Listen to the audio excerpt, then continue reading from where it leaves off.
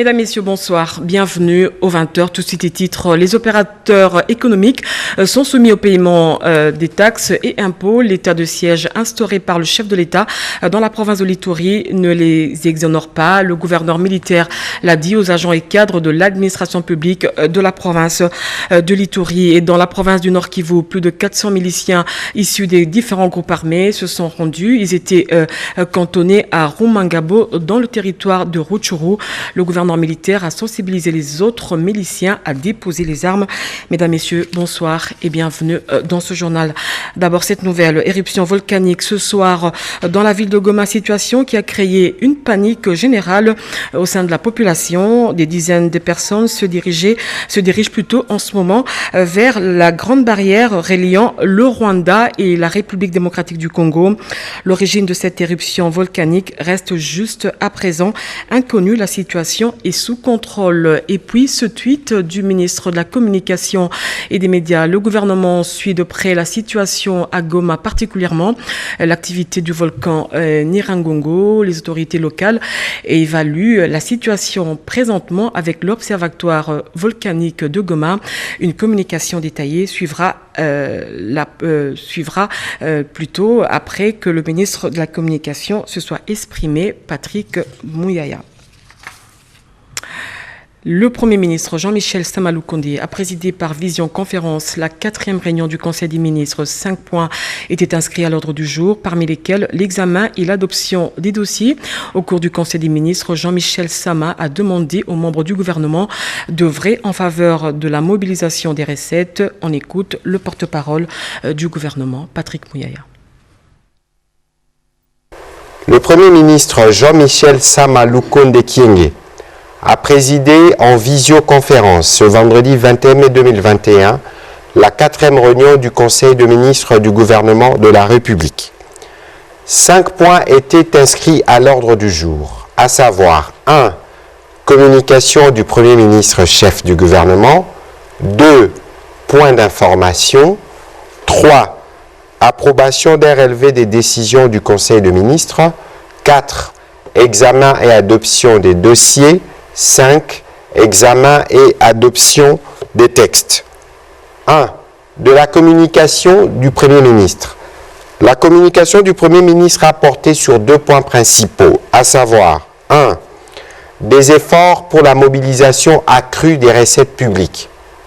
Le Premier ministre chef du gouvernement a insisté sur la nécessité pour tous les membres du gouvernement d'œuvrer en faveur de la mobilisation des recettes publiques. Les services d'assiette rattachés à leurs administrations respectives devraient s'inscrire dans cette perspective. Il a instruit tous les ministres de préparer des notes à l'intention des ministères du budget et des finances pour la maximisation des recettes. Cette instruction du Premier ministre chef du gouvernement intervient à la suite de la recommandation faite lors du dernier Conseil des ministres par le ministre d'État, ministre du Budget. 2. De la participation active aux réunions des commissions. Le Premier ministre chef du gouvernement a invité les membres du gouvernement à participer de manière active aux réunions des commissions interministérielles spéciales qui ont débuté leurs travaux au cours de cette semaine. Le Premier ministre a procédé ce samedi à la déclaration publique de ses biens, ce conformément à l'article 99 de la Constitution. C'était ce samedi à la Cour constitutionnelle, une obligation constitutionnelle, selon Jean-Michel Sama-Lukonde, qui permet au gouvernement de procéder à la consolidation de l'état de droit prôné par le chef de l'État, Félix-Antoine Tshisekedi, et au respect de la bonne gouvernance. Pati Tondouangou et David Moubenga. Il a voulu prêcher par l'exemple à s'acquittant d'un devoir constitutionnel qui prévoit dans son article 99 que 30 jours après l'investiture du gouvernement, qu'une déclaration du patrimoine du Premier ministre et de tous les membres de son gouvernement soit faite à la Cour constitutionnelle. Jean-Michel Sama-Lukonde Kyenge, qui tient au respect de la bonne gouvernance, à l'honnêteté et à la transparence dans la gestion de la chose publique, a un modèle déposé ce samedi 22 mai auprès du greffier de la Cour constitutionnelle François Aounja, une déclaration écrite de son patrimoine. Je suis venu ici au greffe de la Cour constitutionnelle m'acquitter de ce devoir parce que nous avons prêché de travailler selon les principes de bonne gouvernance, d'honnêteté et de transparence. Et cet acte s'inscrit dans cette ligne-là. Et surtout que nous devions respecter les délais. Et nous pensons que nous sommes dans ces délais-là. Donc c'est la tâche à laquelle nous venons de nous acquitter. Tous les membres du gouvernement de l'Union sacrée de la Nation sont appelés à emboîter les pas au Premier ministre et chef du gouvernement Jean-Michel Sama Lukonde Kyenge en déclarant leurs avoirs avant l'expiration de la date prévue par la Constitution. L'état de siège instauré par le chef de l'État pour mettre fin à l'insécurité à l'est de la République n'exonère pas les opérateurs économiques au paiement des taxes et impôts. Le gouverneur militaire de l'Ituri, le lieutenant-général Johnny Luboya Kashama, a échangé avec les agents et cadres de l'administration publique pour leur accompagnement. C'est un reportage de nos confrères de la RTNC Bunia. Les opérations militaires qu'il met sur terrain, le gouverneur de la province de l'Ituri, le lieutenant-général Johnny Luboya Kashama, gère au quotidien les autres affaires de la province. La mobilisation de recettes et la lutte contre la fraude fiscale et douanière en cette période où la province a besoin de moyens de sa politique est plus qu'une nécessité. La réunion entre l'autorité provinciale et les agents et cadres de l'administration publique a tourné autour de cette question. Vous avez parlé des impôts, droits, taxes et redevances de la DGFI. Aussi, nous avons des difficultés et nous apporter des solutions les plus idoines.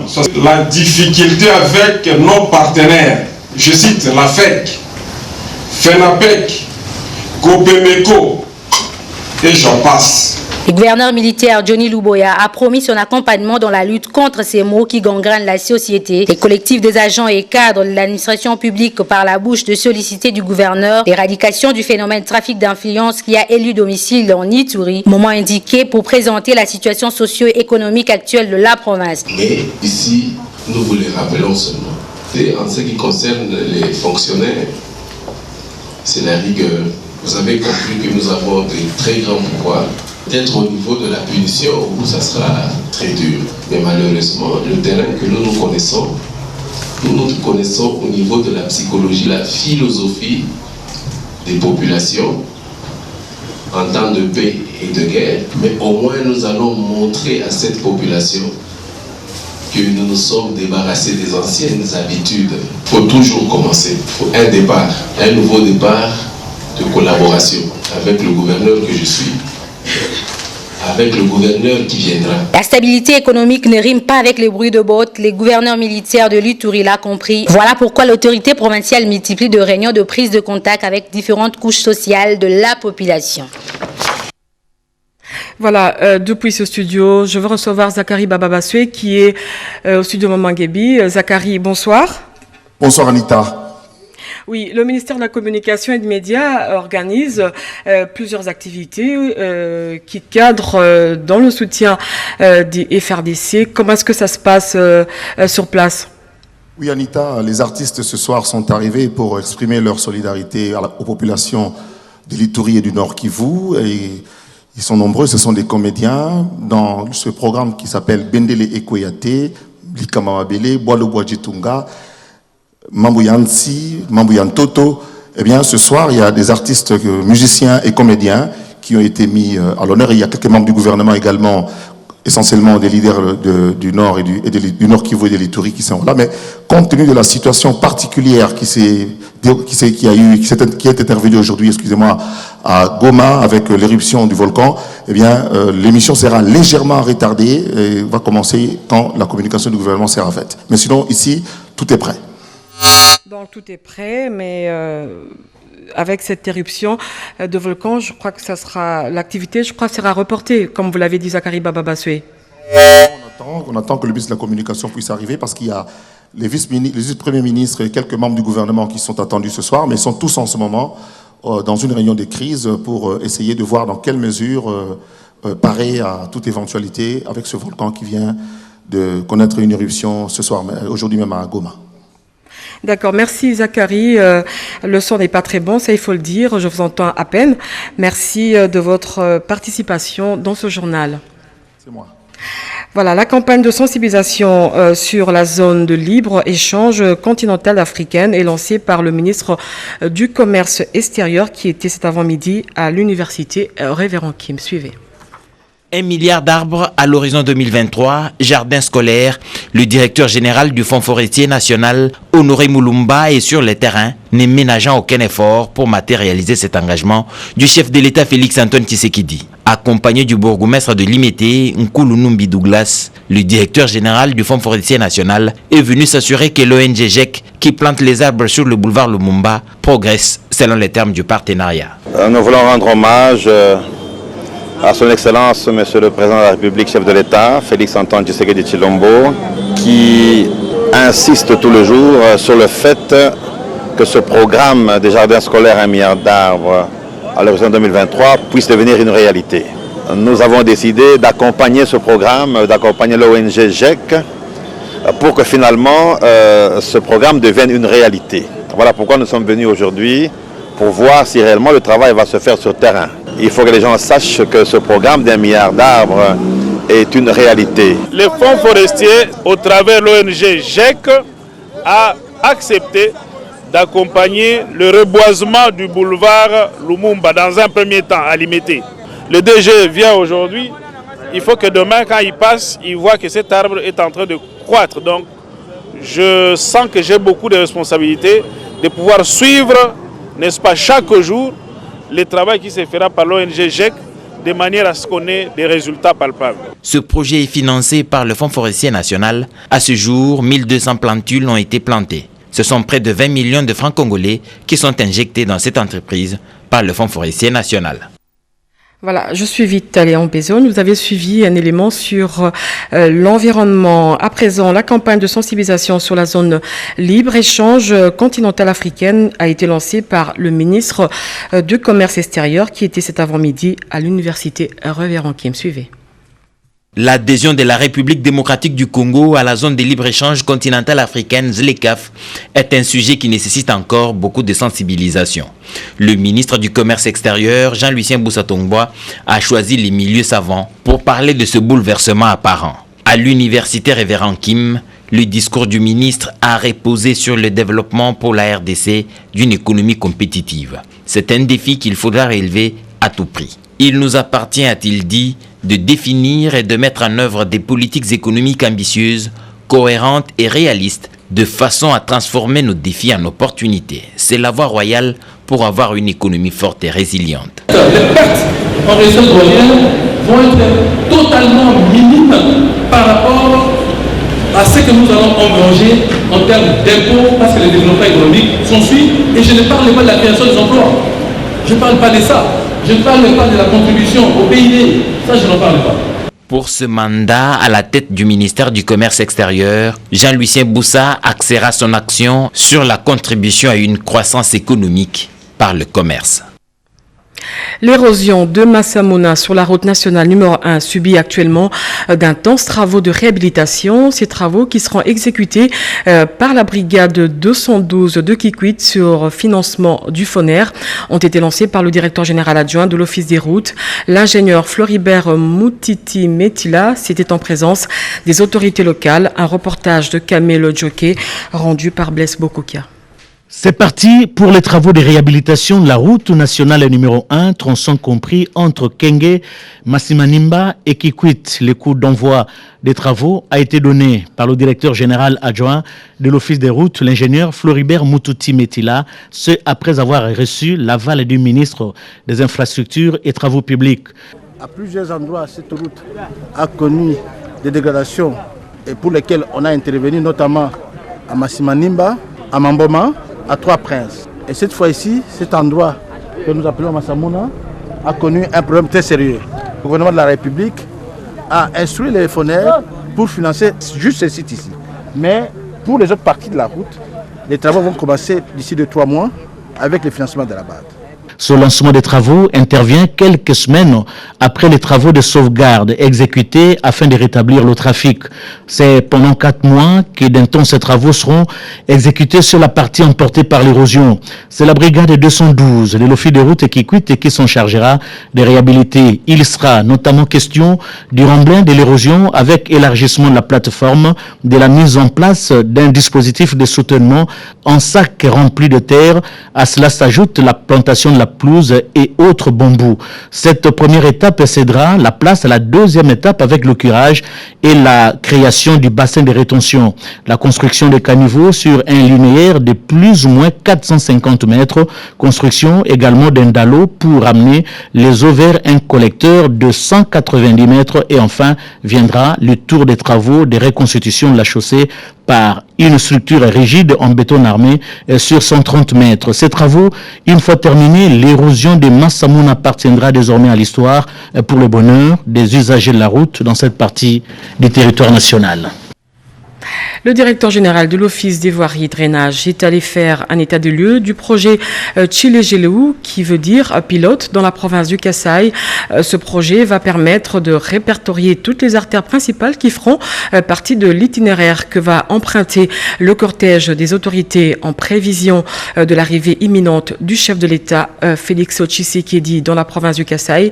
Au cours de son séjour, Victor Ntumba a inspecté les travaux de lutte anti-érosif. Willy Atunakov. À Kananga, chef-lieu du Kasaï central, première étape de sa ronde d'inspection dans l'espace Grand Kasaï où il est arrivé mercredi 12 mai dernier.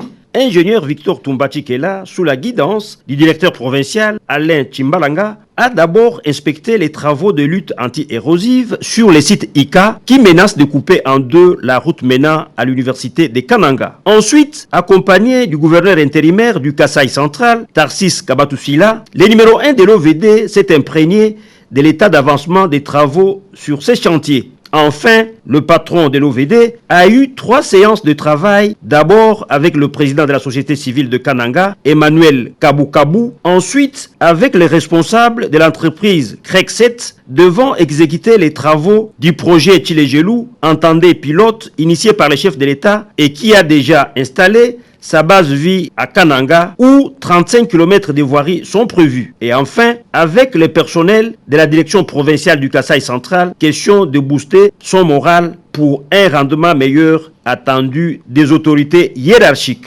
Après Kananga, seconde étape, la ville de Mbujimayi, chef-lieu de la province du Kasaï oriental, où, après ses civilités à madame le gouverneur intérimaire Jeannette Longa Moswamba, le directeur général de l'OVD, accompagné du directeur provincial Trésor Kachala Chibanda, qui abat un travail de titan apprécié par la population bénéficiaire, a inspecté tour à tour les travaux sur le boulevard Laurent-Désiré Kabila, les travaux de lutte anti-érosive sur les sites Saint-David, sur le financement du FONER et la base vie de l'entreprise Crekset qui devra moderniser 25 km de voirie dans cette capitale diamantifère. Comme l'on peut s'imaginer, la direction générale de l'OVD, qui est déterminée à faire accélérer les travaux de réhabilitation de voiries dans les deux villes, Kananga et Mbujimayi, avant l'arrivée imminente du chef de l'État, très attendu là-bas par la population qui meurt d'envie de l'accueillir pour la toute première fois depuis son avènement à la magistrature suprême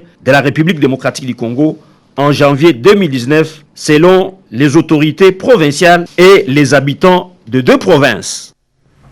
La commission chargée des rapports des vacances parlementaires a été installée officiellement par le rapporteur adjoint de l'Assemblée nationale. Cette commission va aussi exploiter les rapports des vacances parlementaires pour la période allant de juin à septembre 2020 et de décembre 2020 à mars 2021. Sylvie Mwembo. La commission spéciale chargée de l'exploitation des rapports des vacances parlementaires à l'Assemblée nationale a été installée ce vendredi 21 mai par Madame le rapporteur adjoint au nom du bureau.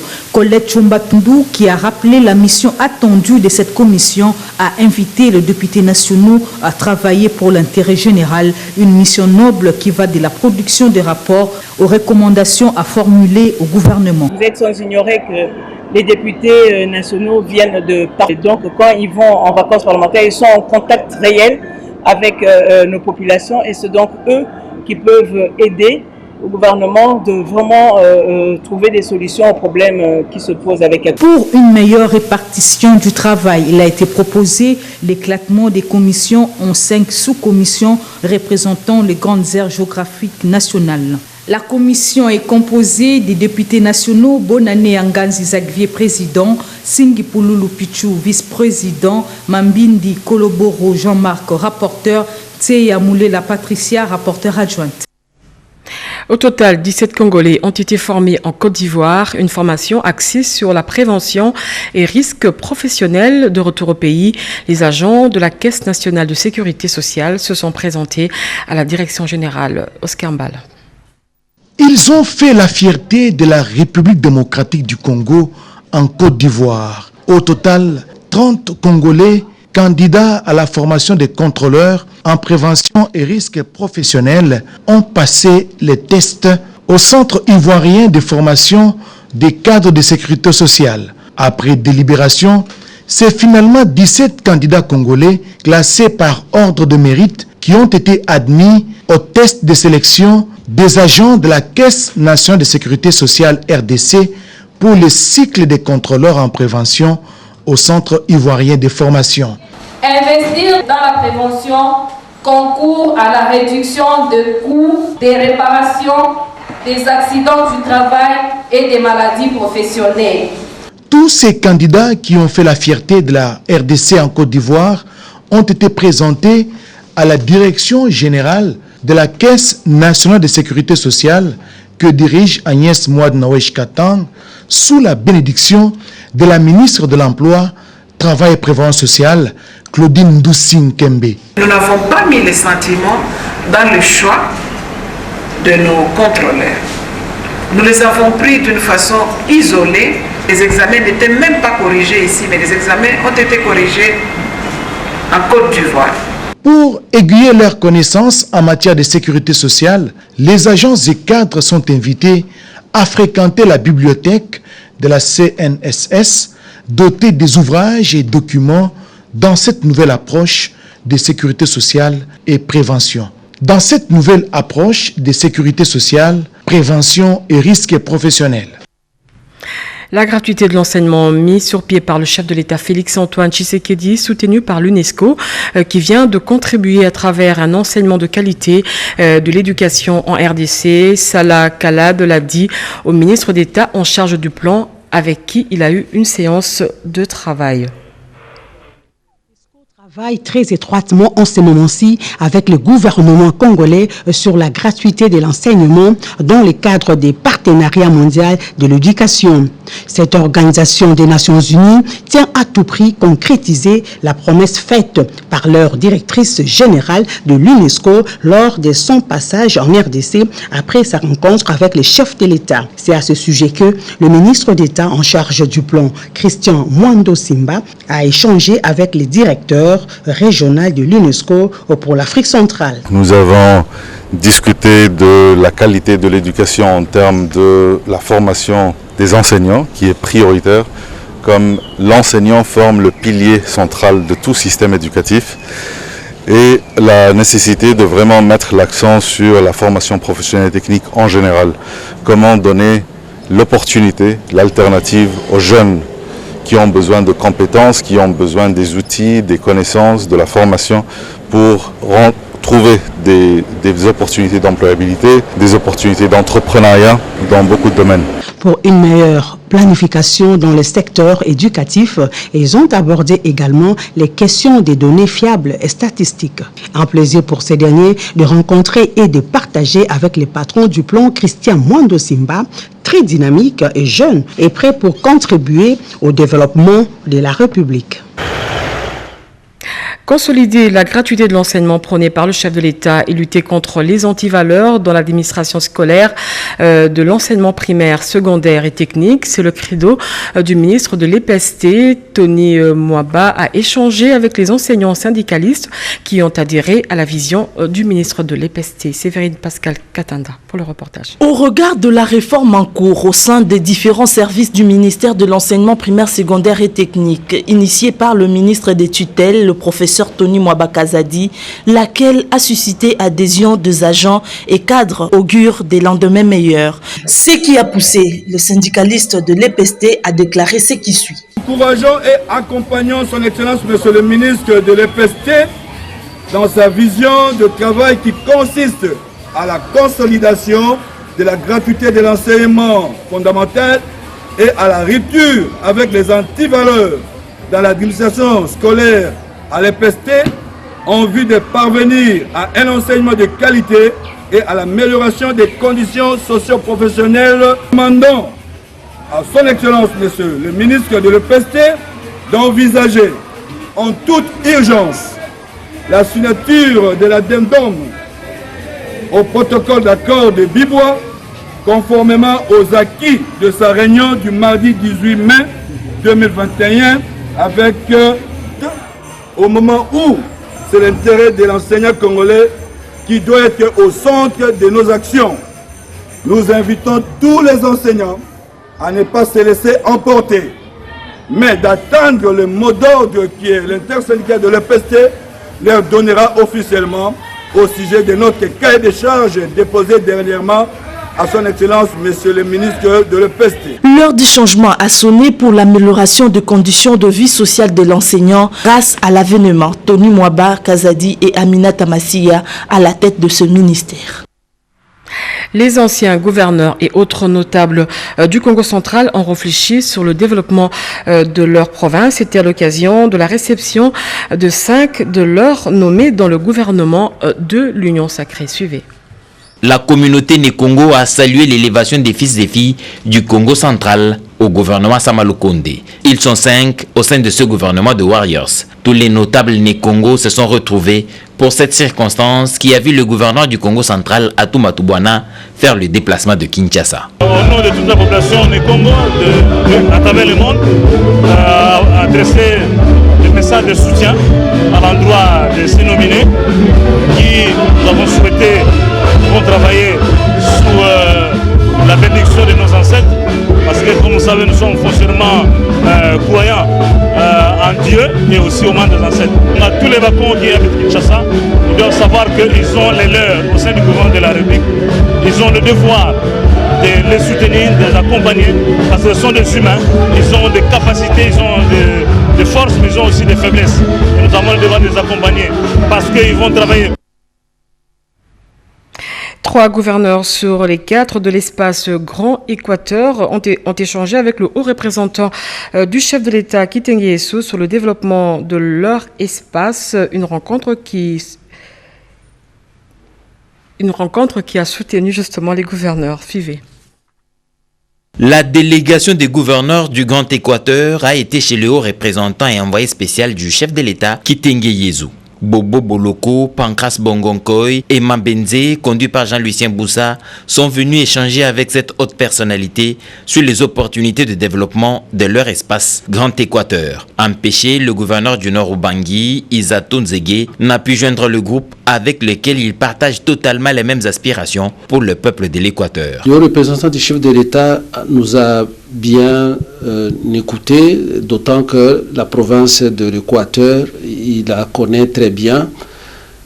Toutes les 5 provinces, pour tout dire, sont derrière le chef de l'État, sont avec le chef de l'État et sous le leadership du gouvernement, nous allons tout faire pour que la situation change. Nous avons une vocation agricole, mais nous avons aussi une vocation industrielle et aujourd'hui les conditions sont réunies pour que les économies des provinces du Grand Équateur aillent de l'avant. Unanime, ces leaders du Grand Équateur se sont montrés décidés pour un décollage effectif, notamment des activités agricoles.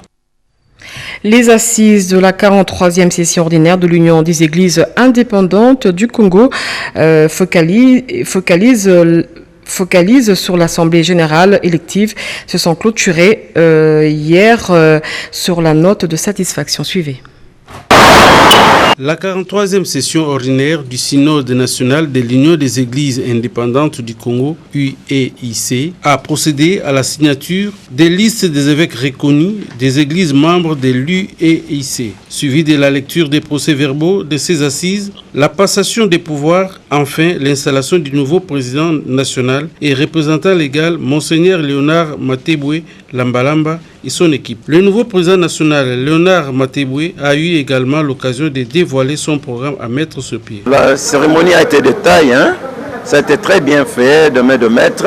Nous avons un bon souvenir, une très bonne lecture de la chose et nous croyons que dans notre mandat, nous ferons quelque chose de bon et nous allons aussi mettre un plus dans ce qui a été fait afin que nous puissions émerger davantage. Que j'aime de l'ordre. Alors dans cet ordre-là, je crois que c'est une qualité pour que les choses avancent. On a regroupé les églises du Congo, les croyants, en 8 confessions. Les 8 confessions, nous sommes là aussi.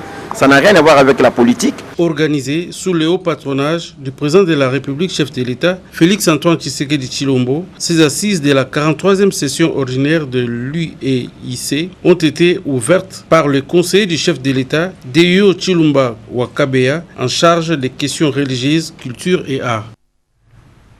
Le barreau de Bandundu a désormais un nouveau bâtonnier élu à 99% de suffrages exprimés. Il a présenté son programme d'action. Suivez. La fumée blanche est sortie au sein du barreau du Kwilu. C'est lui qui tient désormais le bâton des commandements de ces barreaux et d'Ankoni. Maître Epota Monama vient d'être élu bâtonnier de ces barreaux et à sa propre succession au cours de l'élection du nouveau gestionnaire du barreau du Kwilu organisé samedi dernier à Bandundu-ville, chef-lieu de la province du Kwilu. Sur les 406 avocats votants, 399 avocats ont renouvelé leur confiance au bâtonnier Epota Monama. 7 bulletins ont été trouvés vides, dont l'homme a été élu à 99% des suffrages valablement exprimés. Cette élection est l'expression de la gestion rose et orthodoxe du bâtonnier Epota Monama au cours de son premier mandat à la tête de ces barreaux et a promis lors de sa campagne électorale de faire plus pour la valorisation de la profession. Il livre ainsi ses impressions après sa victoire écrasante. Qui, au regard des éléments, des résultats qu'ils ont pu observer durant mon mandat précédent, m'ont renouvelé leur confiance. C'est un sentiment de joie et de gratitude. Je crois l'avoir dit dans le programme que j'ai mis à la disposition des confrères. La première phrase de ce programme est claire. Le professionnalisme est le père du barreau, la discipline en est la mère. Donc, durant les 3 prochaines années, je vais, avec le concours des différents membres du Conseil de l'ordre et de tous les avocats de mon barreau, à me battre pour rehausser davantage l'image de ce barreau. Le bâtonnier Epota Monama a donc 3 ans de faire et de faire faire pour l'intérêt de la population kwiloise à travers l'avocature. La Croix-Rouge RDC a organisé le 3e rallye du sécurisme à travers la ville de Kinshasa. L'évaluation des connaissances théoriques et pratiques des volontaires sécuristes, un des sujets qui était débattu au cours de ces échanges. C'est le président national et le vice-président de la Croix-Rouge RDC qui ont lancé officiellement le dit rallye. Suivez. Ils étaient tous motivés et déterminés en face de leur président national, Grégoire Matesso. Ces volontaires sécuristes regroupés en équipe de 10 personnes par commune pour affronter les épreuves axées sur les exercices théoriques et pratiques du genre, connaissance du mouvement, fonctionnement de la Croix-Rouge RDC, gestion des volontaires, rétablissement de liens familiaux, les techniques d'immobilisation et de brancadage, ramassage et transport de victimes, massage cardiaque externe et détresse respiratoire. Une façon pour le secrétaire général de revenir sur l'importance et dégager quelques constats. Nous avons le devoir de suivre un peu ce que les volontaires font. Ils apprennent et de temps en temps on peut faire juste un petit concours comme celui-là pour voir un peu comment ils se comportent sur le terrain. Des objectifs et perspectives de cette activité ont été relevés par le président provincial de la Croix-Rouge ville de Kinshasa. Nous organisons ces rallyes, chercher à comprendre les niveaux des volontaires qui ont été formés durant cette année, niveau 1, niveau 2 et niveau 3. Nous avons démontré aujourd'hui à Kinshasa qu'il y a des volontaires réellement qui connaissent la matière. Les examinateurs à des postes d'évaluation ont placé chacun un mot autour de cette activité. Notons que cette activité sera sanctionnée à la fin de ce mois par la remise de prix aux 5 premières communes et de certificats aux participants et va s'étendre dans d'autres provinces, a fait savoir le président national Grégoire Matesso Mbutaoui qui a donné le coup d'envoi de ces rallyes de sécurisme. Plus de 500 personnes regroupées au sein de la fondation Mawanina Kyumba Nana ont adhéré massivement à l'Union pour la démocratie et le progrès social. C'est un reportage de Jacques Kabwabwa. En termes de nombre d'adhérents, l'Union pour la démocratie et le progrès social UDPS serait-elle le plus grand parti des masses? Une question qui trouve visiblement sa réponse à travers cette cérémonie d'adhésion massive initiée par la ministre près le président de la République, professeur Nana Manonina Kyumba, sous la casquette Fomakina, Fondation Manonina Kyumba Nana, qui vient d'enregistrer plus de 5000 personnes, jeunes, femmes et vieux compris. Comme si tout Moamba, regroupé au sein des Fomakina, s'est donné rendez-vous en la salle Kagé sur 16e rue Limité. Tous disent oui à la vision d'un homme, Félix Antoine Tshisekedi Tshilombo. Nana Manonina Kyumba a remercié ses nouveaux venus en leur demandant de cultiver l'amour de la patrie, s'inspirant du sphinx de Limité, Étienne Tshisekedi Wamulumba. Elle a saisi cette opportunité pour remercier le président de la République, Félix Antoine Tshisekedi Tshilombo, et les hauts cadres du parti présidentiel, l'UDPS bien sûr, pour la confiance placée en sa modeste personne. Il est de notre devoir de pouvoir amener d'autres personnes à adhérer dans notre parti pour atteindre les objectifs que nous nous sommes assignés. Ici, ce sont des représentants de certaines associations qui sont avec moi, mais aussi des gens qui me soutiennent, mais qui ont voulu adhérer pour dire aussi merci au chef de l'État qui nous a fait confiance et qui nous a rehaussé à ses rangs. Cette base ne peut que le remercier, nous suivre pour nous aider à travailler et à atteindre nos objectifs. Une mobilisation à la racine, une illustration parfaite de la gestion des proximités que l'UDPS vient de faire montre dans la commune de Limité. Ces adhérents ont souscrit à cette démarche patriotique expliquée par Kassanda Mathieu, fédéral du Moamba. Ils s'alignent désormais derrière la bannière de l'UDPS pour défendre les intérêts et soutenir chaque action du garant de la nation, Félix Antoine Tshisekedi Tshilombo. Et puis ce message de condoléances, c'est avec une profonde douleur que j'ai appris la triste nouvelle du décès à Bukavu dans la nuit du 16 au 17 mai 2021 de Madame Nyamirali Perpétue, mère biologique de l'honorable professeur Modeste Bahati Lukwebo, président du Sénat. Au nom de toute la population du Nord Kivu et au mien propre, je lui présente mes condoléances les plus attristées ainsi qu'à sa famille. Puisse l'âme de l'illustre disparu repose en paix. C'est un message de condoléances signé Ndima Ngomboa Constant, lieutenant général. Fin de ce journal, mesdames, messieurs. Merci de l'avoir suivi. Toutes nos excuses pour les petits désagréments survenus au cours de ce journal. Je vous retrouve le vendredi prochain. D'ici là, portez-vous bien. Au revoir.